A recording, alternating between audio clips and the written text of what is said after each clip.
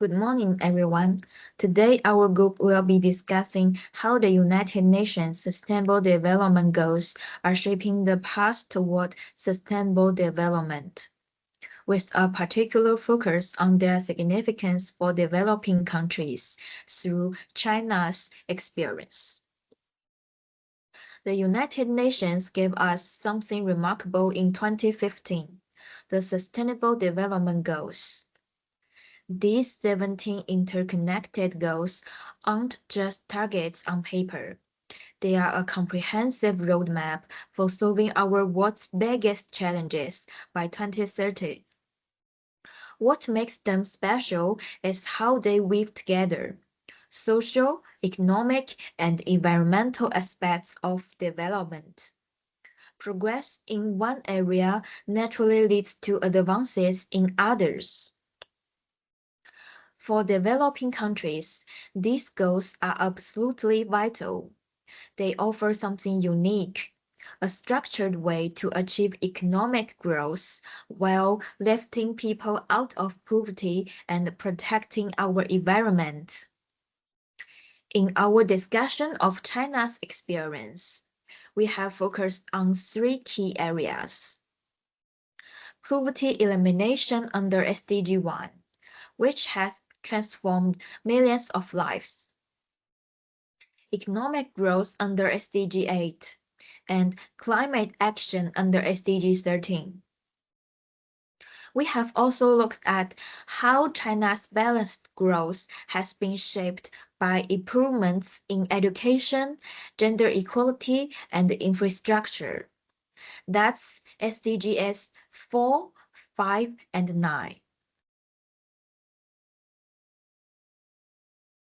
Today, I want to share with you the important role of Sustainable Development Goals in promoting social equity, economic growth, and environmental protection, particularly highlighting China's successful experience in achieving these goals. Since 2015, the United Nations has established 17 Sustainable Development Goals aimed to achieving global social, economic, and environmental sustainability to 2030. These goals are not just vision and are frameworks that countries must act upon. For developing countries, the SDGs are crucial for addressing poverty, climate change, and inequality.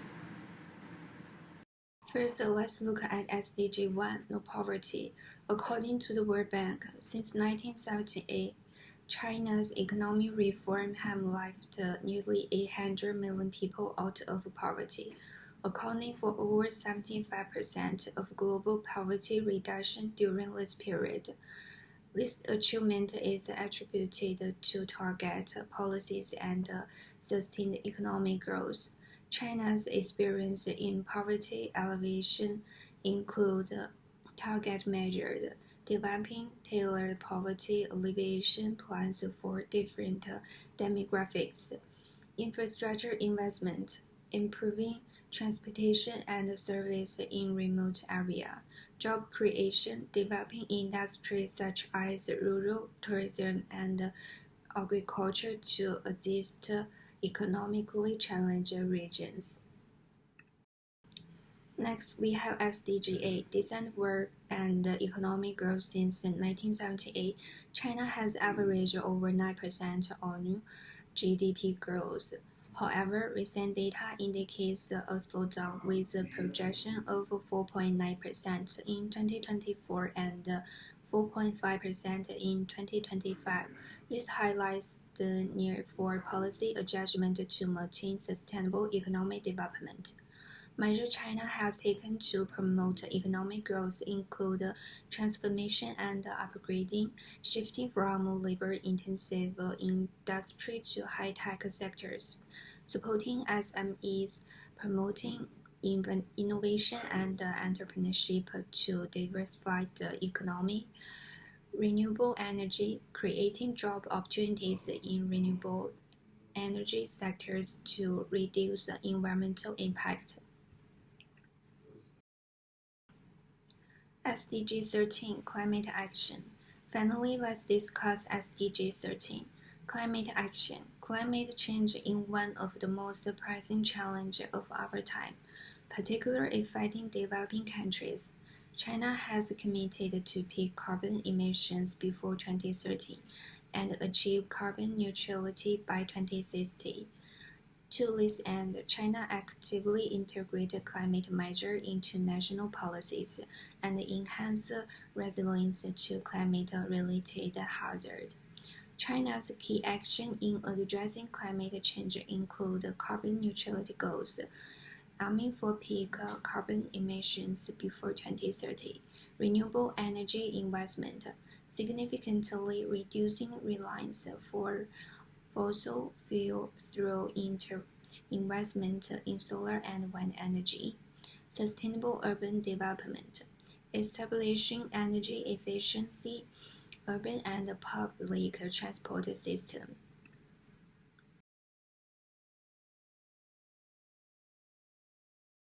For this question, let's start with infrastructure. For developing countries, infrastructure is the foundation of economic growth. Vital transportation, energy, and communication networks not only improve productivity but also strengthen connections between urban and rural economies. However, in many developing countries, poor infrastructure remains a major bottleneck for economic development. Take China as an example. Since launching the Belt and Road Initiative in 2013, China has enhanced connectivity domestically and with neighboring countries through large-scale infrastructure projects, particularly in rural areas. China has added over 200,000 kilometers of roads since 2010.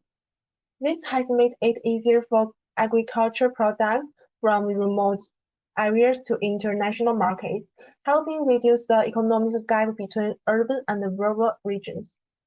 From 2010 to 2020, China's infrastructure investment as a share of GDP steadily increased, and through GDP growth rate fluctuate, they remained a positive correlation. Infrastructure development not only drives economic growth but also brings tangible improvements to people's quality of life. Okay, next, let's look at the power of education.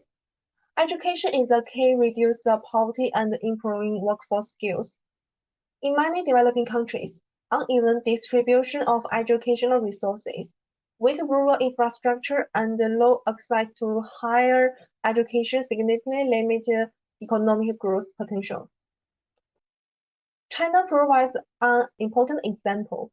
Since 2000, China's 9-year compulsory education policy has greatly increased the proportion of educated people in rural areas. At the same time, to meet the demands of modern economy, China has strongly promoted vocational education. For example, the Skills Improvement Action Plan has provided vocational training to many rural workers and urban youths, enabling them to enter higher skilled jobs.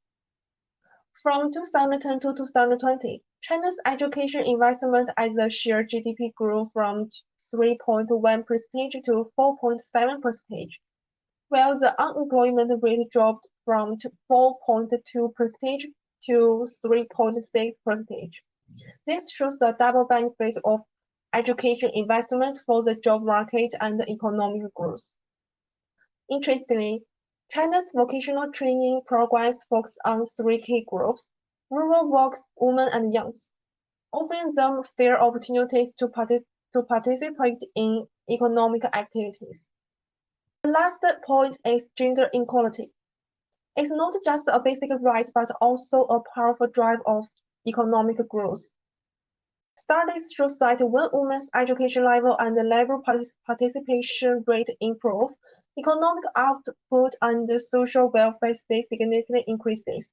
However, in many developing countries, women still face a lack of educational opportunities and workplace inequality. China's achievements in this area are remarkable. Through initiatives like Women Entrepreneurship Action and Rural Women's vocational training programs. China has significantly increased the women's participation in economic activities. From 2010 to 2020, the percentage of women employed in STEM fields in China rose from 24% to 36%. We can see that the women's labor participation rate increased year by year.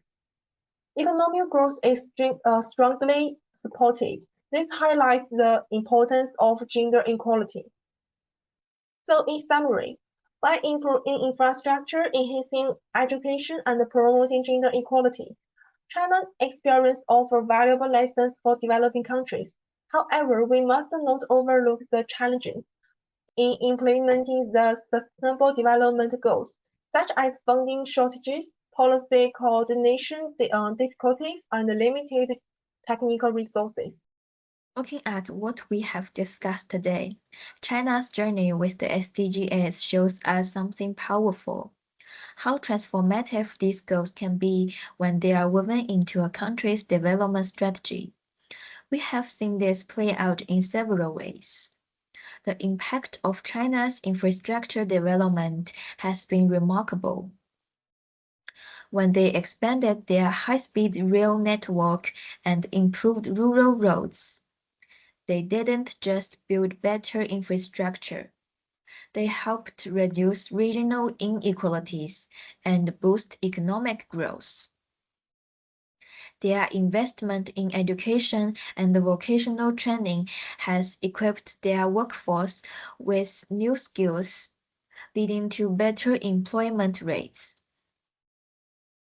And by promoting gender equality, especially in STEM fields and entrepreneurship, they have unlocked new sources of innovation and growth. One of the most interesting aspects of China's approach has been their ability to adapt global goals to local conditions while maintaining international cooperation. Their commitment to carbon neutrality and leadership in renewable energy shows how environmental protection can go hand in hand with economic development. The key message for other developing countries is clear. While every country faces its own unique challenges, the core principle of integrating social, economic, and environmental factors is essential for sustainable development. China's experience shows that success with the SDGs isn't just about making commitments. It's about taking a systematic approach to these interconnected challenges and being willing to adjust as you go. Thank you for listening.